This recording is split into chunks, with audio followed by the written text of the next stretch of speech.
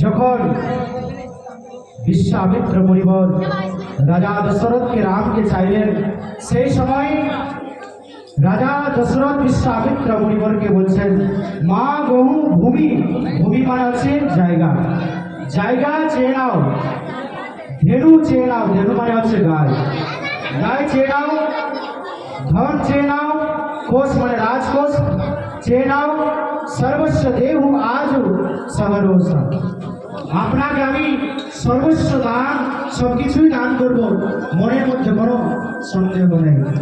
আপনি ভূমি চান, ধেনু চান, ধন চান, কোষ চান, এগুলো চান, সবকিছুই আপনাকে আমি দান করে দেব। দেহ প্রাণ তে প্রিয় কছু নাই।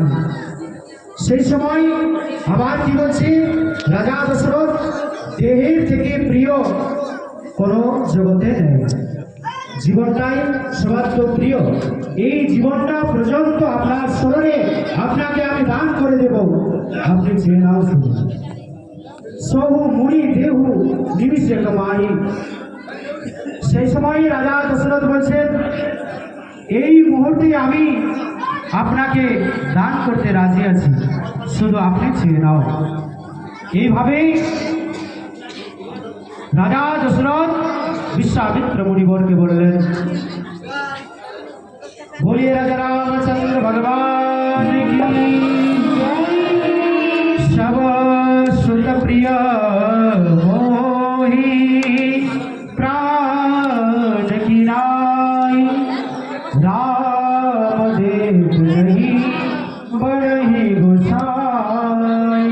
বিশ্বামিত্র মুনিবর কে বলছেন রাজা দশরথ, হে মুনিবর, সকল পুত্রই আমার প্রাণ সমপ্রিয়, তার মধ্যে রামকে দিতে কোনো মতেই আমার মন চাইছে না।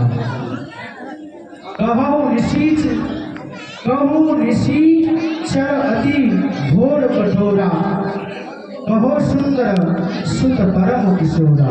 हे मुनिवर, আপনি অতি ভয়ঙ্কর রাক্ষসীর কথা বলছেন,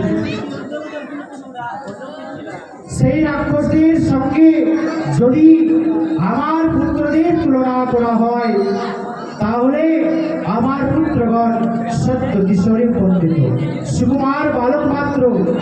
এইভাবে তিনি তার মনের কথা প্রকাশ করছেন বিশ্বামিত্র মুনিবরের কাছে।